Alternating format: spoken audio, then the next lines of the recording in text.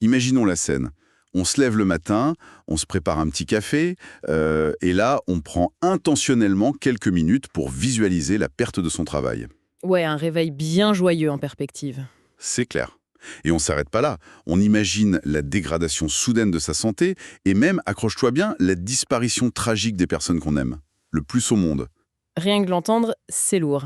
Franchement, présenté comme ça, ça ressemble à la recette parfaite pour déclencher une bonne grosse crise d'angoisse avant même d'avoir franchi la porte de chez soi. C'est le moins qu'on puisse dire, ouais. Mais, et si cette pratique, qui semble au premier abord complètement morbide, était en fait le secret ultime pour se forger une véritable armure mentale au quotidien? Eh bien, c'est tout le paradoxe. C'est un paradoxe assez vertigineux que soulève notre source d'aujourd'hui. Absolument. Pour cette nouvelle plongée en profondeur, on s'attaque à un texte très court, incroyablement incisif, qui s'inspire directement du stoïcisme, et ça propose une méthode qui va vraiment à contre-courant de toute la pensée positive moderne qu'on nous sert un peu partout. Ouais, on est très loin du pense à des choses joyeuses et tout ira bien, quoi. Exactement.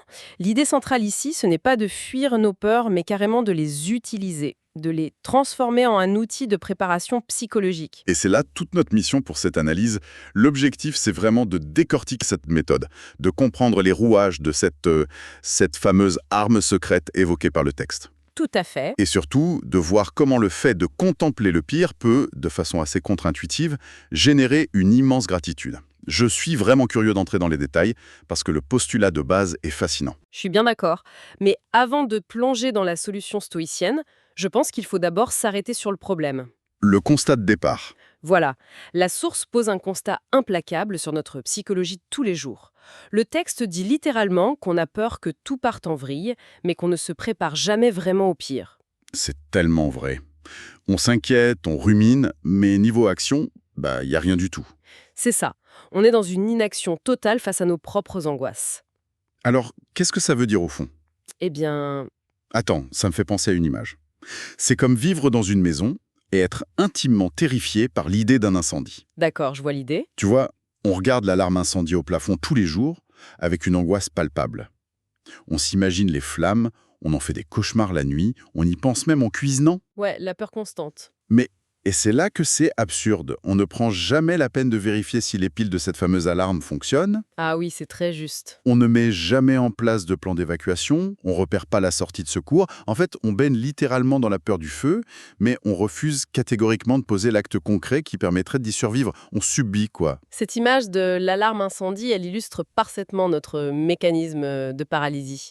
Et ce qui est fascinant ici, c'est d'observer comment ce texte pointe cette contradiction humaine fondamentale. Pourquoi on fait ça, du coup? C'est la grande question. Pourquoi on préfère subir cette peur sournoise plutôt que de s'armer contre elle? L'explication, elle réside dans la nature même de cette peur non gérée. C'est-à-dire? Eh bien, penser concrètement à l'effondrement de notre vie, ça demande un effort de rationalisation. Et cet effort, il est terrifiant. Parce que ça rend la chose réelle. Exactement.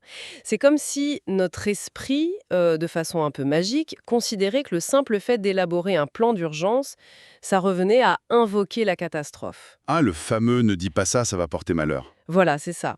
L'illusion, c'est de croire que tant qu'on ne regarde pas le problème bien en face, tant qu'on refuse de le nommer clairement, il va rester à l'état de vague menace lointaine.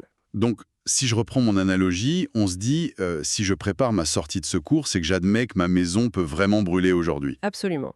On préfère largement le petit inconfort d'une angoisse floue, ce bruit de fond perpétuel, plutôt que la violence d'une confrontation directe avec le pire.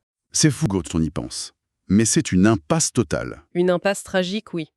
Et c'est précisément ce refus d'admettre la fragilité des choses qui rend l'effondrement, quand il arrive, parce qu'il finit souvent par arriver sous une forme ou une autre, d'autant plus dévastateur. Bah oui, parce qu'on a zéro préparation. L'angoisse passive, elle ne construit aucune digue.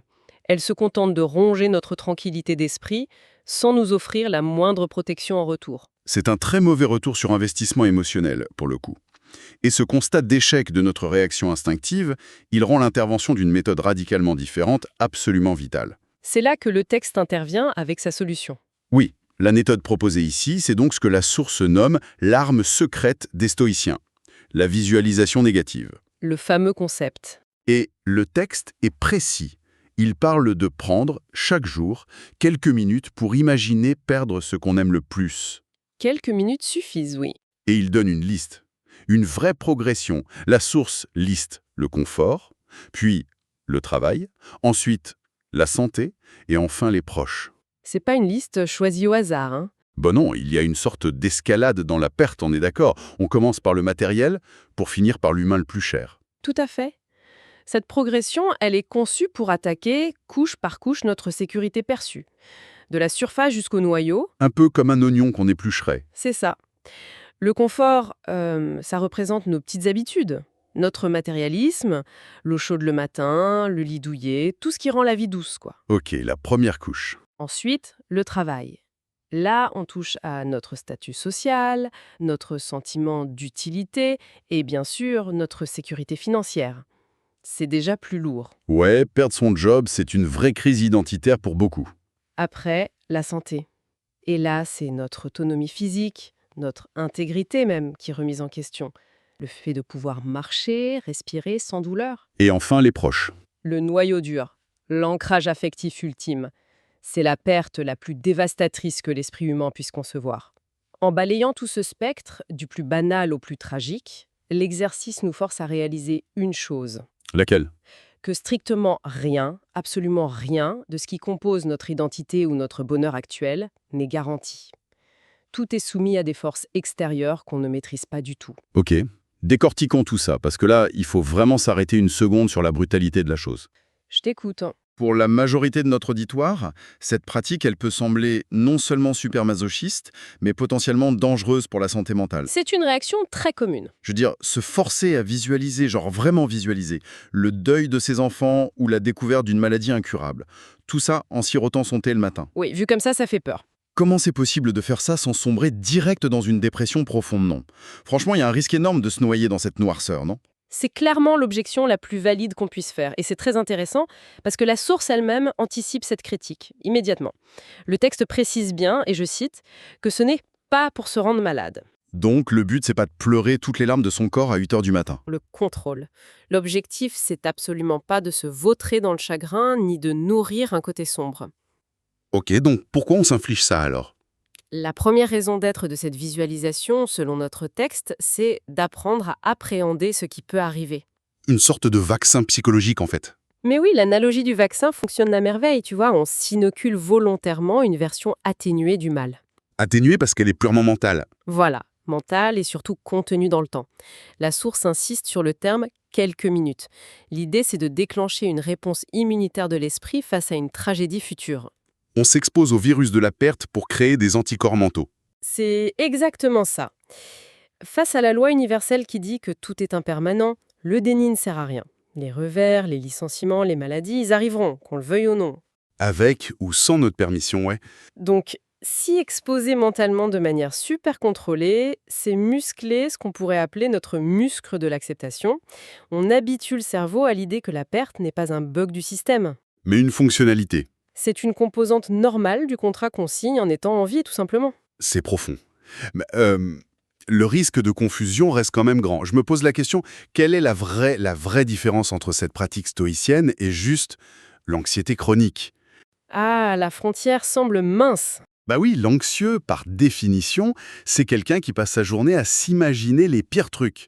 Il visualise déjà la perte de son boulot dès que son boss le regarde de travers. C'est vrai. Il s'imagine une maladie grave au moindre petit mal de tête. En quoi c'est différent? La source trace une ligne de démarcation ultra nette là-dessus. Elle affirme, écoute bien, la visualisation négative, ce n'est pas penser au pire comme un anxieux, c'est regarder le pire en face et se dire, si ça arrivait, je ferais tout pour tenir bon. Je ferai tout pour tenir bon. C'est ça la clé. Cela soulève une question importante sur la nature même de notre résilience. Cette distinction, elle sépare complètement la destruction mentale de la construction mentale. Pourtant, de l'extérieur, ça se ressemble grave. De l'extérieur, oui. L'anxieux et le pratiquant stoïcien ont l'air de faire exactement la même chose. Ils contemplent tous les deux un scénario catastrophe. Mais à l'intérieur, dans la mécanique de l'esprit, la dynamique de pouvoir est totalement inversée. Comment ça? Eh bien, l'anxieux, il subit son imagination. Le scénario noir s'impose à lui de manière intrusive, incontrôlée. Il ne l'a pas choisi. Non. Et surtout, ce scénario le place systématiquement dans une posture de victime impuissante. La finalité de la pensée de l'anxieux, c'est toujours l'effondrement. Alors que le stoïcien, À l'inverse, la visualisation décrite dans notre texte, c'est un acte volontaire. On décide consciemment d'entrer dans ce scénario sombre, on décide aussi d'en sortir au bout de quelques minutes. On a la main sur l'interrupteur. Et surtout, la finalité n'est pas la destruction de soi, c'est la résolution. La phrase magique « je ferai tout pour tenir bon ». C'est hyper puissant. L'anxieux s'imagine écrasé par le problème, pendant que le stoïcien s'imagine en train de résister au problème. Voilà, c'est ça la nuance fondamentale. Ça me ramène directement au milieu de l'aviation. On peut comparer ça à la différence entre un passager qui a une phobie de l'avion et un pilote professionnel dans son simulateur de vol. Oh, j'aime beaucoup cette analogie. Imagine, le passager est terrifié, il est dans son siège, et soudain il entend un gros bruit métallique étrange dans la carlingue. Là, c'est le début de la crise. Immédiatement, son esprit part en vrille totale. Il visualise l'avion en chute libre, il imagine le crash, il imagine sa propre fin. Il est complètement submergé. Exactement. Son rythme cardiaque explose, il s'agrippe aux accoudoirs, il transpire, il est totalement passif en fait. Il est victime du scénario que son propre cerveau lui impose et il est incapable de la moindre action. Il subit l'événement, même si l'événement n'existe pour l'instant que dans sa tête. La peur l'a complètement paralysé. Maintenant, on prend le pilote professionnel qui est enfermé dans son simulateur de vol. Lui, il ne subit pas le pire, il le programme délibérément. C'est un choix. C'est un choix, il demande à son instructeur d'éteindre les 2 moteurs en pleine tempête. Les alarmes se mettent à hurler partout dans le cockpit. Il regarde littéralement le pire en face. Et sa réaction n'a rien à voir. Rien à voir. Sa réaction est mécanique, presque froide, tu vois. Son cerveau bascule en mode survie active. Il se laisse pas une seule seconde pour paniquer. Il sort ses procédures d'urgence, il rétablit l'assiette de l'appareil, il cherche un endroit pour atterrir. Il se met exactement dans la posture décrite par la source. C'est ça. Il se dit, si la pire chose arrivait, j'ai les ressources, je connais mes procédures, je vais tout faire pour tenir fermement les commandes. Le simulateur de vol, c'est parfait pour illustrer la création d'un chemin neuronal. Le pilote, il ne contrôle absolument pas la foudre qui pourrait frapper l'avion un jour. Bien sûr que non. Tout comme nous, dans notre vie, on ne contrôle pas l'arrivée d'une maladie ou un licenciement économique massif, mais le pilote prend le contrôle absolu de sa réaction. Et c'est ce que la source nous propose pour notre vie de tous les jours. En se projetant volontairement dans la pire situation et en y associant immédiatement cette volonté de tenir bon, on déplace l'attention de notre cerveau. De la menace vers la solution. Voilà, on passe de l'objet de notre peur à notre propre capacité de résilience. On s'enseigne à nous-mêmes au fond de nos tripes qu'on possède une forteresse intérieure capable d'encaisser les chocs. Et l'anxiété recule. L'anxiété se dissipe, oui, parce qu'on remplace le sentiment d'impuissance par un sentiment de compétence face à l'adversité. C'est un changement de paradigme massif. En gros, l'anxiété te dit « si cela arrive, je suis fini ». Et la préparation stoïcienne te dit « si cela arrive, ok, je souffrirai, mais je resterai debout ». C'est une posture de force. Et si on parvient à intégrer cette gymnastique quotidienne, qui demande quand même de la rigueur, la source nous promet des dividendes vraiment concrets. Le premier bénéfice est très direct. Le texte dit moins de choc quand les problèmes arrivent. Ce qui est énorme, parce que l'effet de surprise, c'est ce qui nous assomme le plus souvent. La sidération, oui, c'est l'un des plus grands obstacles lors d'une crise. L'esprit qui s'était confortablement convaincu que le malheur, ça n'arrive qu'aux autres dans les journaux, cet esprit-là est totalement désarmé quand ça lui tombe dessus. Il y a toute cette phase de déni qui s'installe. Et cette phase de déni, consécutive à un drame, elle consomme une énergie mentale folle, une énergie qu'on n'utilise pas pour résoudre le problème. Alors que si on a fait le boulot avant, Si l'éventualité de la perte a déjà été explorée, visitée mentalement, acceptée comme une règle du jeu possible, le temps de latence est réduit. Le temps entre le moment du choc et le moment où l'on se met concrètement en action est considérablement raccourci. le fameux simulateur a fait son travail. C'est ça. L'armure encaisse le coup et on passe à l'action. Ce bénéfice-là, il est logique, on le comprend bien. C'est de la gestion des risques appliqués à notre propre psychologie. Mais la deuxième conséquence promise par la source, et c'est là que ça devient vraiment intéressant, c'est l'effet secondaire de tout ça. Sur notre quotidien, quand tout va bien. Oui, le texte affirme que s'astreindre à cette pensée sombre produit, je cite, « beaucoup plus de gratitude tant que tout va bien ». Cela permettrait d'arrêter de prendre pour acquis ce qu'ils ont aujourd'hui. Le vrai trésor de cette pratique est là. Mais c'est un tour de passe-passe psychologique incroyable quand on y pense. On utilise la contemplation active de la tragédie et de la privation absolue, et paf, la machine mentale transforme ça en un puissant générateur de joie immédiate. Ça ressemble à de l'alchimie. Peur de notre cerveau.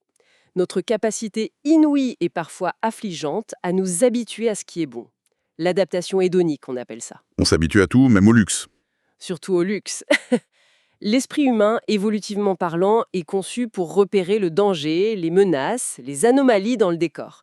Mais quand une situation devient stable et confortable, le cerveau arrête d'y accorder de l'attention. Il passe à autre chose pour économiser de l'énergie. C'est exactement un mécanisme d'économie d'énergie. Le toit étanche au-dessus de notre tête, le fait d'avoir un frigo plein, le fait de pouvoir marcher dans la rue sans douleur physique, toutes ces choses extraordinaires deviennent invisibles à la seconde où elles deviennent quotidiennes. Elle glisse de la catégorie miracle à la catégorie normale, voire due. Et c'est terrible, oui. Plus on a de chance dans la vie, plus notre propre cerveau devient aveugle à cette chance. On a une santé de fer, des proches aimants, une maison chauffée, et notre attention, au lieu de célébrer ça, elle finit irrémédiablement par se fixer sur des détails ridicules. Ah, on connaît tous ça. On va littéralement gâcher sa matinée parce que le train a 5 minutes de retard, ou parce que le Wi-Fi rame un peu pendant une vidéo. La frustration prend toute la place. Toute la place, oui, simplement parce que l'essentiel est devenu invisible à nos yeux. La familiarité engendre l'indifférence. C'est une règle cruelle. Et c'est précisément là que réside le génie de la visualisation négative. En simulant la perte, on casse cette indifférence. En simulant mentalement la perte de cet essentiel pendant quelques minutes, on force, on oblige notre cerveau à le voir à nouveau. On brise volontairement l'illusion de la permanence. Ça agit comme un reset? Oui, le fait de s'imaginer perdre la vue, par exemple, même très brièvement le matin, eh bien ça réinitialise complètement notre façon de regarder les couleurs, la lumière en ouvrant les yeux. Ce n'est plus un truc normal, ça redevient un miracle fragile. Et j'imagine l'impact de ça sur les relations humaines. Penser à la disparition d'un proche au réveil, ça doit modifier radicalement le dîner qu'on partage avec lui le soir même. Ah, mais ça change tout. Un repas qui aurait pu être un moment super banal expédié en regardant machinalement les notifications sur son téléphone, ça se transforme en un moment précieux. On regarde la personne assise en face de soi avec une acuité nouvelle, quoi. On comprend viscéralement que ce moment de partage n'est pas une garantie offerte par l'univers, c'est un privilège temporaire. C'est fou. Parce que c'est presque l'opposé exact de la positivité toxique qu'on nous vend un peu partout aujourd'hui. Ah oui, cette fameuse injonction au bonheur. La pensée positive classique nous ordonne de ne regarder que le bon côté des choses, de repousser vigoureusement les pensées négatives. Good vibes only, tu vois. Oui, ça ne marche pas très bien. Mais cette approche stoïcienne fait l'inverse absolu. Elle te dit de regarder le gouffre le plus sombre possible, le fond du trou, pour que la lumière du présent paraisse infiniment plus éclatante par effet de contraste. La positivité forcée, c'est souvent juste une autre forme de déni. Elle nous demande de nous convaincre que tout ira toujours bien, ce qui en fait nous fragilise énormément face à la dure réalité de la vie. On se ment à soi-même. Alors que la gratitude stoïcienne, elle est profondément lucide.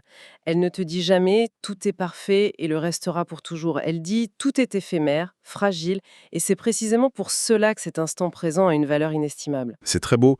Et si on relit ça à la toute fin de notre source? Oui, l'appel à l'action. Le texte se termine par « Abonne-toi si tu veux d'autres exercices stoïciens pour blinder ton mental ». Si on relie ça à une perspective plus large, cette démarche s'inscrit vraiment dans une logique d'entraînement continu.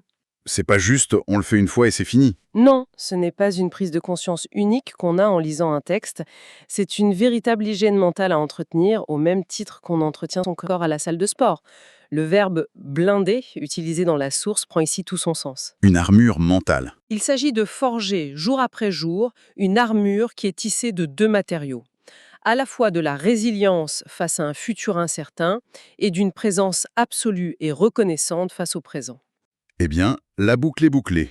Pour synthétiser un peu notre exploration d'aujourd'hui, je crois que la grande leçon à tirer de cette méthode antique, c'est qu'il faut avoir le courage d'inverser nos instincts primaires. C'est un bel effort de volonté. Face à l'angoisse permanente que tout déraille, la stratégie de l'autruche, l'évitement et l'inquiétude passive sont des gouffres d'énergie. Ça ne sert à rien. Pire, ça nous épuise. En acceptant de consacrer ne serait-ce qu'une fraction infime de notre journée à visualiser la perte de nos piliers de vie, notre confort, notre boulot, ce qu'on aime, on s'entraîne activement à ne pas s'effondrer. On quitte ce rôle de victime terrifiée par l'avenir pour devenir un acteur préparé. Un pilote dans son simulateur. Exactement.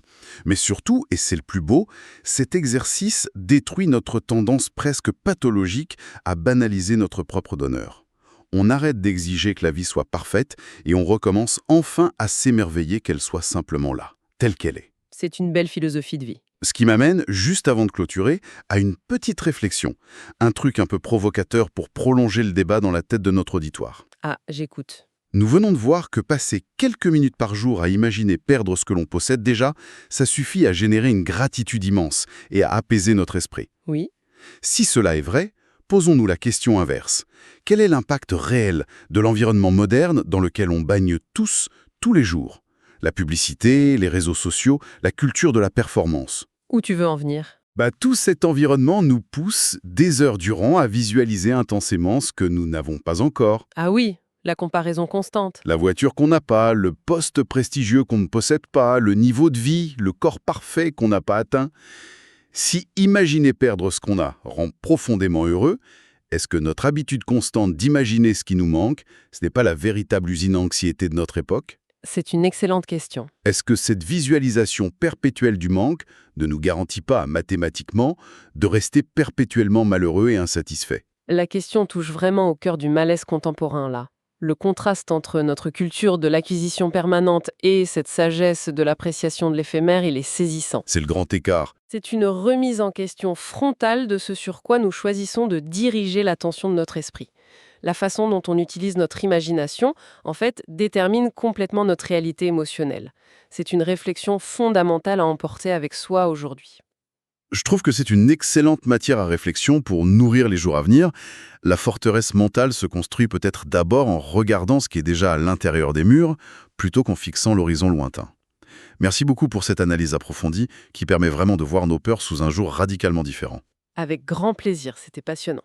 On se retrouve très vite pour décortiquer ensemble de nouvelles idées. Prenez soin de vous et surtout, prenez soin de ce que vous avez déjà.